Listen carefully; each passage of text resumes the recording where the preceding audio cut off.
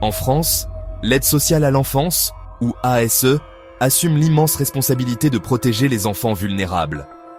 Ce système, chargé d'assurer la sécurité et le bien-être des mineurs, gère un budget colossal et supervise le placement de milliers d'enfants. Cependant, derrière ces chiffres se cache une réalité inquiétante.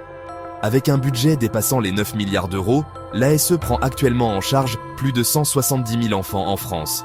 Ce nombre reflète une augmentation préoccupante des placements au cours de la dernière décennie, dressant le tableau d'un système qui peine à faire face à la demande croissante de ses services. L'ampleur même des opérations de l'ASE soulève des questions cruciales quant à sa capacité à fournir des soins et une supervision adéquate. Les critiques soutiennent que le système est devenu saturé, conduisant à des placements qui ne sont pas toujours dans l'intérêt supérieur de l'enfant. Cela soulève de sérieuses inquiétudes quant à la capacité du système à remplir sa mission fondamentale de protection des enfants vulnérables. Le grand nombre d'enfants pris en charge par l'ASE, conjugué aux contraintes budgétaires, crée un terrain fertile pour d'éventuelles négligences et maltraitances, exigeant une attention et une réforme urgente. Les révélations choquantes du procès de Châteauroux en 2024 ont bouleversé la nation, exposant la face cachée du système de l'ASE.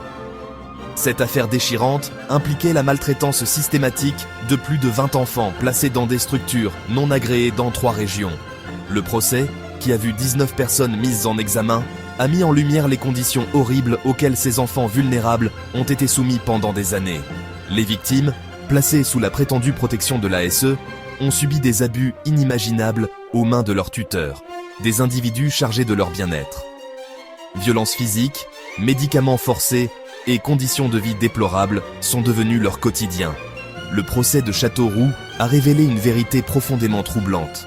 Le système conçu pour protéger les enfants vulnérables les laissait tomber catastrophiquement. L'affaire a mis au jour un réseau de complicité et de négligence au sein de l'ASE, permettant aux abus de se poursuivre sans contrôle pendant des années. Malgré de nombreux signalements exprimant des inquiétudes concernant les établissements et les tuteurs, les autorités n'ont pas agi de manière décisive.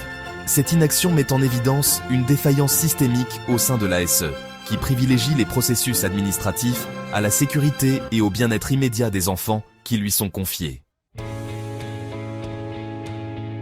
Les défaillances de l'ASE s'étendent au-delà des cas individuels de maltraitance, révélant des problèmes systémiques qui gangrènent tout le système.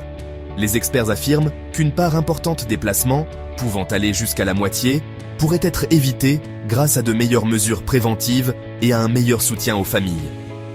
Cela suggère que de nombreux enfants sont retirés inutilement de leur foyer, souvent sur la base d'évaluations subjectives et d'un manque d'enquête adéquate. Cette pratique de retrait inutile inflige non seulement un traumatisme aux enfants et aux familles concernées, mais elle impose également un fardeau excessif au système de l'ASE, déjà surchargé. En outre, des critiques ont été formulées à l'encontre du recours de l'ASE à des concepts psychologiques, souvent appliqués arbitrairement et sans expertise appropriée. Cela peut conduire à des interprétations erronées de la dynamique familiale et aboutir à des interventions injustifiées. L'absence de ligne directrice claire et de contrôle dans ce domaine permet des jugements subjectifs qui peuvent avoir des conséquences dramatiques pour les enfants et les familles. Ce manque de transparence et de responsabilité au sein du système engendre la méfiance et compromet la capacité de l'ASE à protéger efficacement les membres les plus vulnérables de la société. Les problèmes profondément préoccupants qui gangrènent l'ASE nécessitent une réforme immédiate et complète. Le gouvernement français a pris certaines mesures, comme la promulgation de la loi Taquet en 2022, qui vise à améliorer la qualité et la sécurité des placements. Cependant, les critiques soutiennent que ces mesures sont insuffisantes et qu'une refonte complète du système est nécessaire.